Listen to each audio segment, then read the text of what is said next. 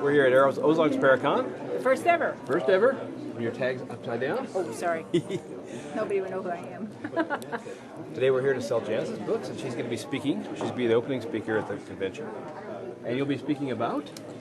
Haunted things, haunted locations, and also about some energy work that will help you prepare to go into a haunted location, and maybe take some questions and answers on some of our experiences at these locations. That always seems to work well. Absolutely. Yeah, people love to hear about where we've been. We've been investigating ghosts and hauntings here in the Ozarks for about 4 years, I believe, yeah. And all over the state. Janice has several books about occurrences all over the state, as told by people who have remembered what they saw, kind of the sort of things you tell around a dinner table or to friends. So not all documented stuff, but historically involved things from various places, especially along Route 66. Yeah. And then we go out and investigate things ourselves. And we'll be investigating here tonight, too, at the Shrine Mosque. One of the first times ever people let us in here. So hopefully we'll tear the place up. Well, no, they might not let us back if we do that. No, it's pretty foolproof. They'll let us in places that's never been seen before, up in the attic, which is a new area. So, well, not new, but new for people. Oh, the poor spirits we're bringing Dean. We're letting Dean loose tonight. Oh, my God. It's all right. I'll be gentle. Under knoxparanormal at hotmail.com. All right. Or find me on Facebook. Yeah, sounds good. And our ghost group is also on Facebook, and that's Paranatural Research Association. Awesome. All right. Thank you. Thanks. Hello, sir. How are you? Good. How are you doing? Very well. Can you tell us who you are and what you do? My name is Rob Garcia, and I'm a founding member of Elite Paranormal of Kansas City. We're a Kansas City-based paranormal investigation and research team that investigate historical locations and private homes throughout the Kansas City metro and the surrounding states, and nationally too sometimes. All righty. How long have you been doing it? Roughly around 8 years at this point. 8 years. So have you collected a lot of evidence so far? I have tons of evidence out there. Can you tell us, you told me how many EVPs you had? I have probably several hundred EVPs. Yeah, that's very impressive stuff. Now, can you tell me what this device is over here? This is basically a big EM electromagnetic pump that I've built from a case fan and from a power supply from a computer. So what this does is puts out a big electromagnetic field. So we'll show you. This was just kind of a little project that I put together. So as you see, this thing is kind of putting out a lot of EMF. Yeah. So that's something we use in investigations. If I have power, I have other ones too. So you're a ghost hunter and an inventor, which is very extremely cool. I think you have to be an inventor when you do this because you always got to make more stuff for yourself. Yeah. If you got millions of dollars, maybe you can go out and buy all the things you want. But that's true. The stuff is expensive. So I have to invent a little bit. Sometimes. Yeah, that's awesome. All right, well, we'll talk to you later on, Rob. Thanks a lot. Take care. I'm Dr. Michael Lynch, and we're at Paracon 2013 in Springfield, Missouri. And we're doing a little lecture series here with a lot of special guests. And the guy behind the camera is a videographer and documentary maker and t-shirt manufacturer of all of his zombies. His name is Johnny O.Z. Johnny O.Z. And we're going to be live on the air at GameCon Radio. That's the music you hear in the background. And we'll do more a little bit later on. But right now, we're at Paracon 2013 in Springfield, Missouri, sponsored by Net Munich, who is the MC for this event. So stay tuned. We'll see you in a few minutes. Hey, ladies. Hello. Yeah, can you tell me who you are and what you do? I'm Jerry, and I'm co-founder of Heartland Paranormal Research Organization, and we do investigations of allegedly haunted locations. And I'm Shanda, I'm co-founder. around Springfield, we've done mostly private residences and that sort of thing. That tends to be our focus. We do public where we have to pay to investigate, but privates take priority. We like to, like Shanda said, we like to do the private residence priority. Okay. Because we really want people to feel comfortable in their home and everything. So. Yeah, kind of reassure them. Right. There you go. My So, name's Jared Jack George. I am Yes. the owner and creative force behind Z, the Average American Maniac. Travis Pyle here is the other artist for Fly By Night. He's the one that created Dark Bat. okay, cool. Alrighty, well, I couldn't help but pick up a copy of the Z comic here. And once again, could you tell me real quick about Z? Okay, Z, the Average American Maniac is Yes. based 2,000 years after World War III. So Awesome. several years in the future. And in the future, all of today's society has been destroyed. So they've latched on to pop culture as their fuel source behind everything. You know, like how we have like the Bible, stuff like that. In the future, that all got abolished, so they picked up on movies and magazines, whatever they could find in the rubble. And music's become the religion, and people quote movie lines like it's everyday conversation. Oh, okay. They live in the town called Sigourney because every good sci-fi flick has Sigourney Weaver in it. So, Galaxy Quest. I'm kind of picking up on a little bit of. Yeah, there you go. Sigourney Weaver's in everything that's worth watching. Ghostbusters. Yeah. Seriously. Are you guys based here in Springfield? We are based here in Springfield, Missouri. We do most of our meet and greets and things like that over at Next Level Games on Glenstone. Oh, okay, awesome. Other than that, they're kind of our partner in most of this. Yeah. They help do the free sketches. Stuff like Sounds good. I'm going to turn you loose and let you sketch. that. All right. Thanks, sir. Thank you. Yeah, no, I know. Like How many Transformers did you say you have? 1,050. 1,050. I didn't even know they made that many. Dude, that's not even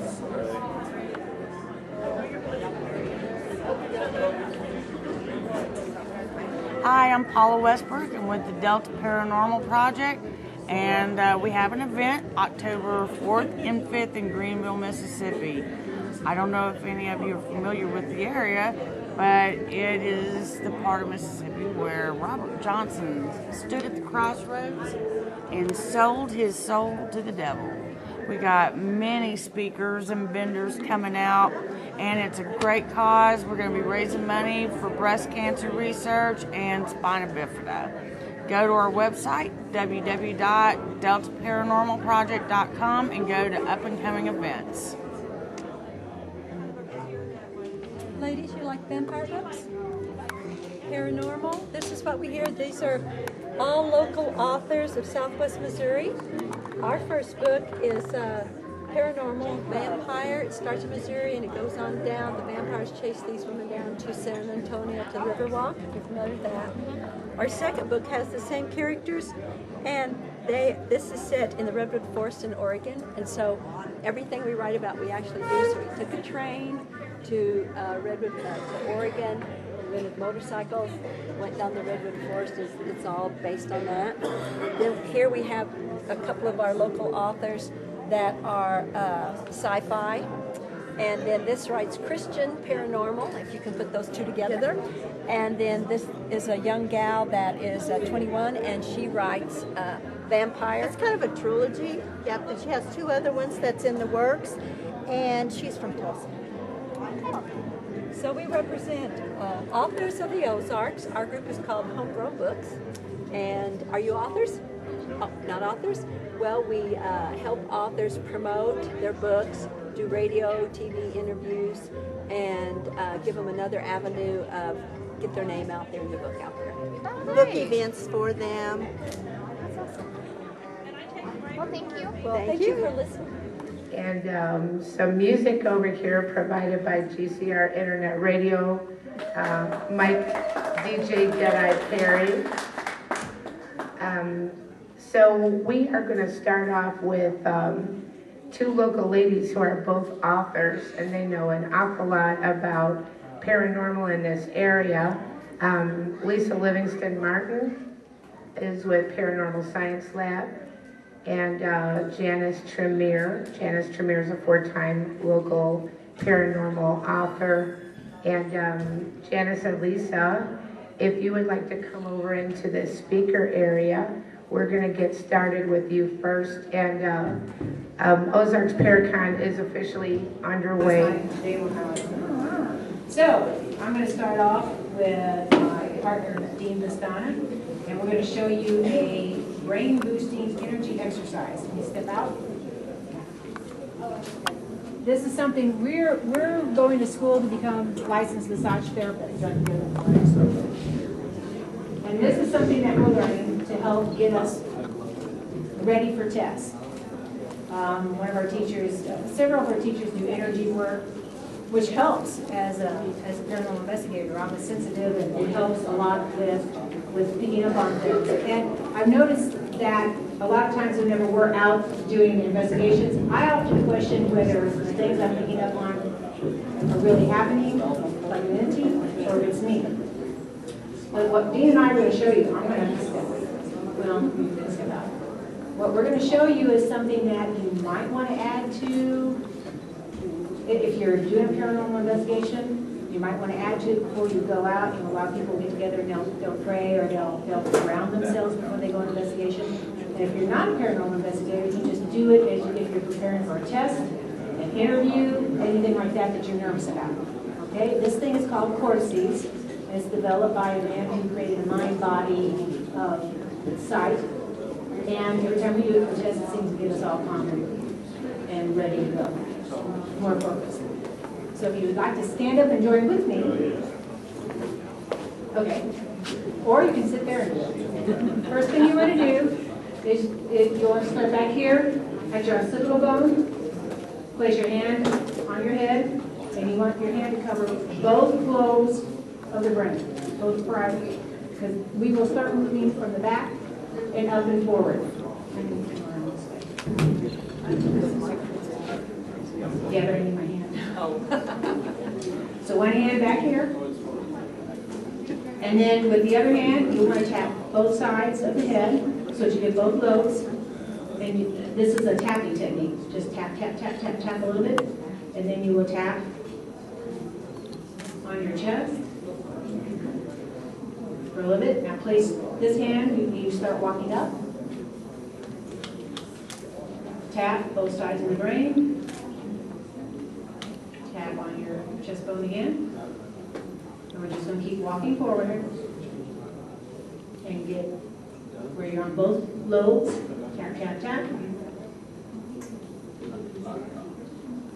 Tap here. And we tap in front or in back or on top, whichever. Tap the breastbone. One more time on the forehead. And then you can tap behind your hand, right here.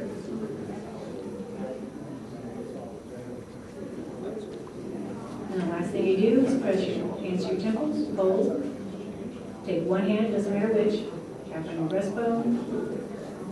Put that hand back, and then with the other one, tap on the breastbone. And that boosts your brain, and that's it. That boosts your brain, gets your body and your brain lined up, gets the energy flowing, balances it out, electromagnetic fields. There's also another thing that's really good. We have one of our teachers is a physician and a reflexologist, and he uses this with autistic children. And on your big toe or on your thumb, right above your nail, is going to be the point that activates your brain. And he does this with autistic children, calms them down. You want a thumb walk or worm walk. So you take your thumb right above your nail on both hands, and you just inch it across. That does basically the same thing as that cortices we just did. So if you're feeling distressed, anxious, nervous about anything, you can just quietly thumb walk across the top of your thumb. Easier to get you in your big toe, unless you want to peel off your shoes and socks. It's an acupressure point. It just will calm you down for anything that you have to face. Okay? So that's what we're going to do this morning, started off with. All right. I've talked. Oh, wow. I follow up with that. You follow up with that? Just watching, I haven't used any of these techniques before, but I have a child that has post-traumatic stress, and it's similar to a technique that psychologist uses with PTSD that's called bilateral stimulation. And it can be used anytime you're anxious or stressed out, you can use it, and it's using the same movement on both sides of the body at the same time, and it tends to calm. And I think all these techniques are good relaxation and focusing techniques. Janice and I are both from Southwest Missouri. Is everyone here from the Springfield area? What other areas do we have here? You said no. Huh? Columbia. Anywhere else? Is everyone else from the Springfield area right now? Pretty much? Right now, Michael's like, yeah, I am now. Let's make it a little broader. But we both have written books that focus on Missouri and paranormal activity. We've actually investigated. And we have investigated together and have known each other for several years. And Janice is wonderful to work with. And I think since we have a small group, kind of break the ice this morning, how about a little Q&A? Is there something that you're interested in as far as paranormal activity in Missouri or just in general that you'd like to ask? For some of our experiences. For some of our experiences. You have activity, you had intense emotion, whether it was death, whether it was sadness, tragedy, even joy sometimes. And I think one reason why you have a lot of activity at sites like battlefields is that you have such intense emotion around the events there.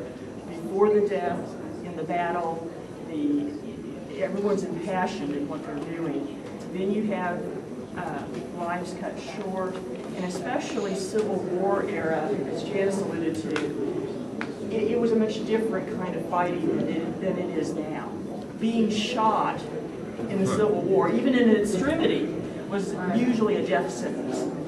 And even medical treatment, typically it was amputation.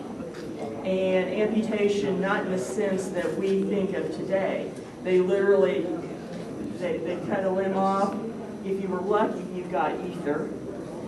And they did not sterilize. I mean, it was horrendous. And all of those things, I think, why you have those images, so often soldier images.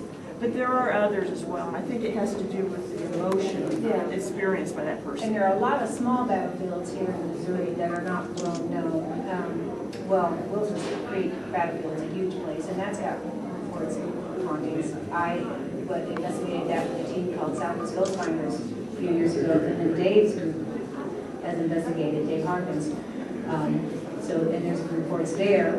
Actually, the history of Springfield, the whole downtown area, where we're sitting right now, yes, had skirmishes and battles, but it's not reported as a battlefield per se. Right. But there's a lot of hauntings in this whole area possibly due to or connected with Civil War activity at that time. So this was a battlefield, but not listed as a battlefield. Gotcha. Exactly. In fact, just on the square down the street, where the old Hearst department store is now, that was the courthouse, and that was a general hospital for 4 years. And a lot of things happened there. Within a block of here, just about northeast, are unmarked graves of about 1,200 Civil War soldiers. Yeah. That are buried, now they're buried under pavement and buildings, etc. Yeah. University Plaza, where some of the guests are staying, is renowned for its Civil War haunting from John Phelps. Landers Theater, that's all got hauntings, and the Walnut Street B&B. And so this whole area.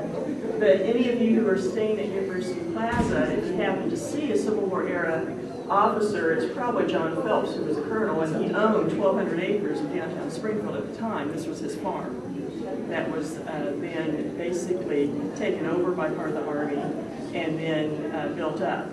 And so you don't know where you're going to have these sightings, but it's very common to have these sightings. Well, and for instance, like Dean is from Rolla, and his farm was where a battle had taken place. They dug up a whole bunch of Civil War artifacts, bullets and such like that, and I think that they had hauntings, but this was a private home. So a lot of places you just don't hear about because it's not a national park. Right. And in Missouri, a lot of the fighting was guerrilla warfare. We had the most intense guerrilla warfare of the Civil War. In fact, just in southwest Missouri, at about a 60-mile border, they estimated at least 1,000 guerrillas operated at any given time.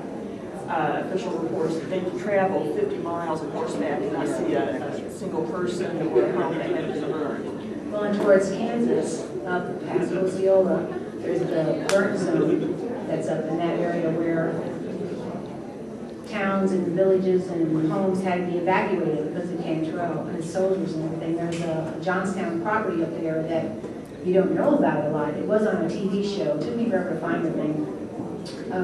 We investigated it. I was with Southwest Ghost Finders at the time. The home that's standing there was gone, but the home supposedly was built over unmarked grave sites. And on the TV show, they showed people in the home that was having all the problems and stuff there. And when we were there, I was standing where the home had been. You could just feel energy there. And it felt like I had scorpions, it doesn't feel like, just climbing up the back of my head. And here I was standing where all those unmarked graves were supposed to be. The barn was still there, which was where the Confederate soldiers held their council and hung people up in the barn from trees and stuff. We saw white apparitions out swirling around in the moonlight. It was pretty neat. It looked like a little whirlwind. And we heard soldiers. There was I don't know, like 12 of us there. And all night long we kept hearing soldiers on horses. You heard the tap of the horses. You heard them running. We were walking down the road, me and another lady, and we both heard this horse bearing down on us, and we jumped out of the way, and there was nothing there. We heard a big dog running by us, and you could hear horses out in the field all night long, but nobody was there. But it was a battleground right in that area, plus with all the hangings and stuff going on, and they just burnt everything, killed cattle, everything. But it's not real big on the news.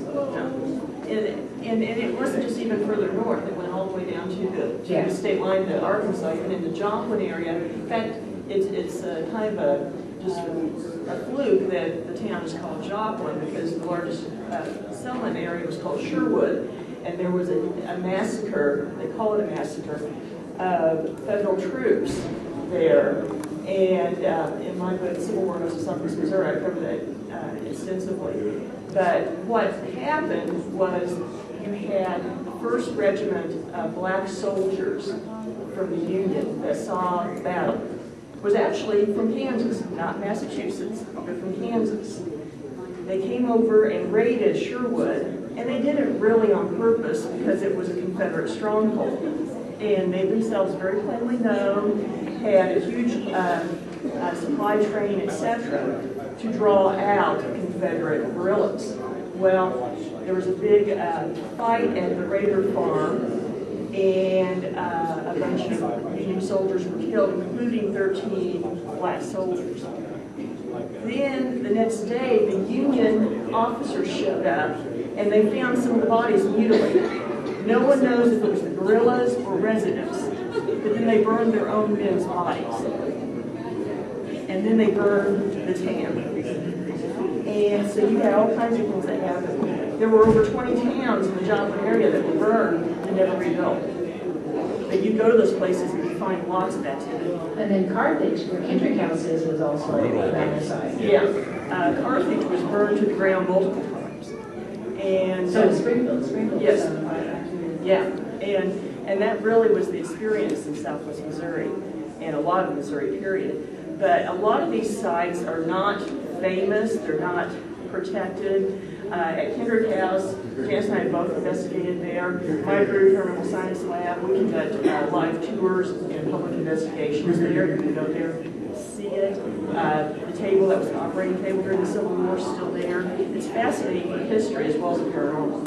But you had lynchings, you had torture, and as a result, you have a lot of activity. So say at Kendrick House, we have about 10 or 12 different entities there at any time. Oh, yeah. He was asking about why aren't these well known. Joplin doesn't have this We were there a couple of years ago, you and I with a couple other groups, and some other people saw it, we didn't at the time. It's kind of a funny story, which a word of warning. If you go there and some gentleman, the road has a bit of a hill, and we were parked down towards the bottom because we were told that's when you see the light is coming across the field, not the light picture show up in the air, that's a tower light. Anyway, this you were with us. Yeah, right. Kathleen was with us. Yeah, she remembers that night. That was a wild night. I won't go on into everything, but the word of warning is if you go and you park and some gentleman comes and he says, "Come up the hill with me. I'm going to tell you a story about the street light. Make sure your cars are locked." His partner is ducking behind the cars to rob you, and he keeps your attention up here in the hill while she's trying to get in the cars. But anyway, we were up there talking to him because I was just fascinated with his stories, whether they were true or not. And some of the other people who were with us said, "Screw this." And they were driving down the hill and they saw the light coming across the field and we missed it, so we got to go back. I went to see it, I didn't see the guy with the car. Yeah. I will tell you, I grew up in the Joplin area. I've seen it probably a dozen times over the years. And it's very similar to a lot of other places around the world, earth lights. They've had explanations of swamp gas, etc. There is no decaying organic matter there. That's not an explanation. Field and woods. Yes. No. But they can't explain it. But I've even had an experience where we had a group there and we had divided into two groups and we were standing about a quarter mile apart on the road facing each other. And it appeared, from our perspective, close to the other group, but between us. And so we started calling out, "Do you see it?" And they're like, what? They start walking towards us and the light seems to move towards us too. But as they come near, it disappears, and they never saw it from the other perspective, but we did. Almost as if it's directional. Some people think it's a portal, that it's a time, space, vortex. I'm not really sure, but I think it is definitely energy. The interesting thing is the main explanation they try to give is headlights on I-44. One, there is no way directionally to be that way from the lay of the land. Two, it was first reported in 1836 by the Cherokee Indians on the Trail of Tears. And about a mile away are two different features that are very sacred to the local Indians. Devil's Promenade and another area. And the Indians will tell you that it has to do with the ceremonies performed at the Devil's Promenade. They don't talk about it a lot, but if you get some of the elders talking, they will tell you that it is all connected. And there's some very interesting stories about the Devil's Promenade there as well, that the little people appear. And if you are familiar with the Native American concept of little people, Different than ours. yes, but in a lot of ways they're very much like Irish fairies. They are not friendly. You don't piss them off. You don't piss them off. They are mischievous. Yes, and they appear about 2 feet tall, but as Indians with hair down to the ground. And the stories are very much like the Irish folk tales. They will kidnap people, they will enchant them, people will put out food to entice them, and it's very dangerous. It's almost like dealing with an inhuman entity or a demon, but people do it. There's a bridge there called the Devil's Promenade Bridge that for a century people have done it. And there are stories. The old bridge was wooden. The new one, it doesn't have one. But you could stand on that bridge at midnight and you would hear horses run across the bridge. And it would feel like it was shaking. And the Indians would say it was the little people. The white men said it was the devil. And it's a very interesting combination. I covered the spiritual light of those things very heavily in the Joplin. I got that in one of my Missouri 367. I know it's in there. That one or those others. Any other questions? A reader found this and expanded on it and sent me the image. If you go on YouTube and isolate that image, okay, the image has a face. I've had a lot of interpretations as to what that face is. But it struck me like lightning only because if you read my book, there's a point in there where I found out my sister was using a Ouija board. I got angry, I went downstairs, demanded the Ouija board, I smashed it into bits, and I was enraged. Well, part of the rage was my own because I was hot-tempered, but the rest of the rage was the building, because when you live in a place that's occupied, you get less sleep, you have bad dreams. I mean, you're not going to dream of unicorns at Disneyland when you live in a place like that. Your nerves are on edge, and yeah, I unloaded on her. I took the Ouija board and I demolished it. Well, the next day she came to me and she said, "You're possessed." And I said, "I'm possessed?" Now she was already acting wacky. So I said, "I'm possessed?" And she said, "Yeah." She said, "I saw a face over your right shoulder." I wrote it in the book, it didn't register with me. A reader sent me this, so if you guys want to analyze it, I've got a lot of people tell me some real dark things, but we know it's not a film defect. So it's something that broke through, and yeah, it's over my right shoulder. There was one thing in there that was wrong, and I get a lot of emails on it, and that's Carol Simpson saying that there was an open window. There were no open windows. The very basic sound equipment, no cheers, no equalizers. And the sound man and the exorcist said no one leaves this place until the exorcism is concluded. And what you saw there lasted about 3.5 hours, if you can imagine that. Now, it's probably the first time that an exorcist and a psychic ever worked together, because I learned later on that their philosophies are like, they don't match, they're different. A medium opens its mind to communicate. The exorcist confronts. He's not going to, he's exactly against that. So what you didn't hear there was whenever Joseph reached a certain level of concentration, Daryl Davis would yell at him in his big voice, "Come back, Joseph, come back," and wake him up. And we kind of knew, you didn't see any smiling faces there. They were unsuccessful. And Marcia and I knew they were unsuccessful. And in fact, they stirred up a hornet's nest. We let everybody off the hook except for Joe DeLuise, who stayed with us really throughout his lifetime. He was a very gifted man. And in fact, I dedicated the book to him because he was the only person that came to our aid. Our parish priest would not. What they showed in Paranormal Witness was true, except they didn't show it correctly. We had 14 people there. And he lifted a brass dispenser out of his coat, and it shattered. Well, we didn't know anything. We didn't think about ghosts. We just thought he had something defective. He started picking it up, and he was shook. And I forced him, had to literally physically grab him by the arm and force him to bless my daughter's room. And he ran out. And I had to chase him down the street to give him the check, which was common for a Catholic ritual.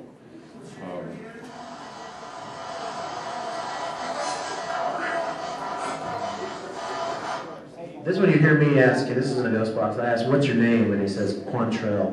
So if he's really Quantrell, I don't know, but I thought it was pretty cool. What's your name again?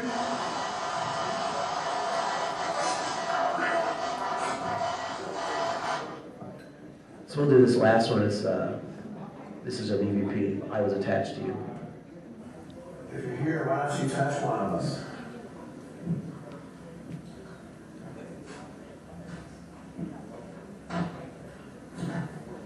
Say something in our ears.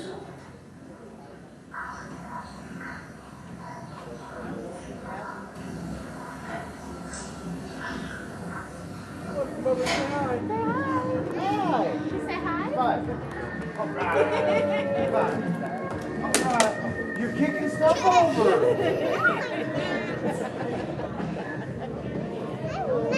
You did too. No, I did not. So drop by for the circus, did we? Yeah, we did. Had to see what was going on in our humble abode. Yes. Well, we don't have any tricks on us. Tricks on us.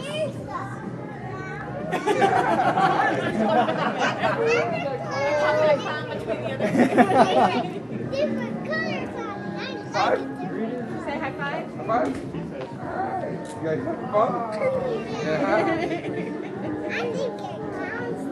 counts.